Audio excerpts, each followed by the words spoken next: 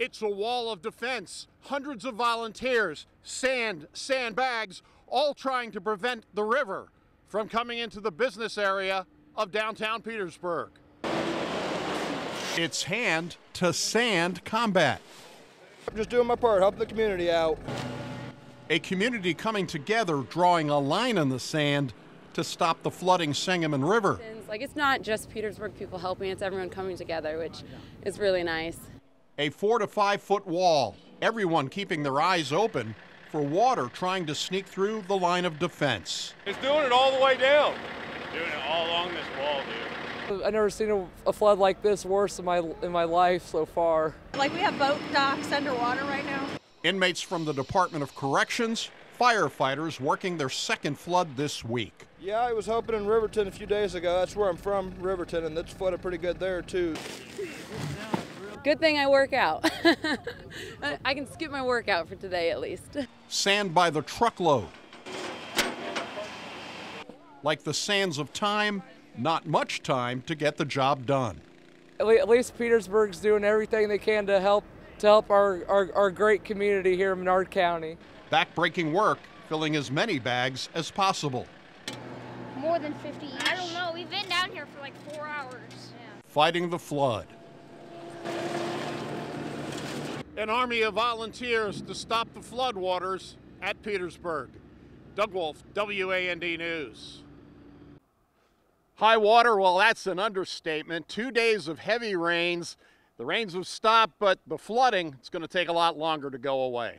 Pumps are going nonstop. You don't have to worry about parking because getting down Walnut Street is going to be a tough nut to crack. The Air Force is grounded in Villa Grove, but if you're lucky, you have a boat. These Ameren workers found an innovative way to do their jobs. Just checking gas meters and then make sure the electric, making sure that we don't have any electric problems. Wearing a soggy nightshirt and in bare feet, Pastor William Henry is waterlogged. But our sump pumps have failed, so we've got 36 inches of water in the basement. I had to salvage what I could. The Cornerstone Baptist Church flooded in the 50s and had a bit of water in 2013. Couldn't find my swimming trunks, so I put on my nightshirt. You did? You're pretty cold down there, I'll take it. It's pretty cold out here, too. Neil Henry stayed up until 2:30 this morning as the water came close to his house. How does this compare to the flood 2 years ago? I think this is worse than the one 2 years ago. A lot more water. Yeah, a lot of water. It'll be quite a while before vans like that one run, if ever, and basements dry out.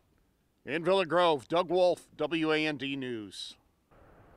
The Army Corps of Engineers is holding back on the amount of water that is emptied out of the lake so as not to exacerbate the problems in the Mississippi River. Lake levels have risen 14 feet since Christmas Eve. The last 2 days, probably about 7 to 8 feet. If the dam were to be opened, it would eventually flow into the Mississippi and compound flooding problems. So we're actually holding water back to keep from impacting the communities further south of us. Yeah. Right now, no one's around, so it's not such a bad thing.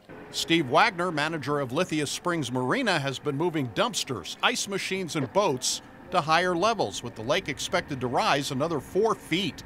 But he says the marina docks won't be damaged. No, they'll just float right up. We just let the tension out on the cables. It'll float up. They'll go right back down, no problem. But the road to the nearby subway is submerged. I take it Subway's not open today for sandwiches? No sandwiches today.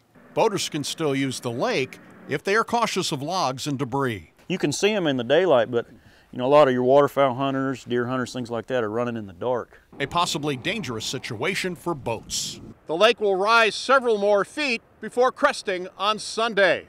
At Lake Shelbyville, Doug Wolfe, WAND News.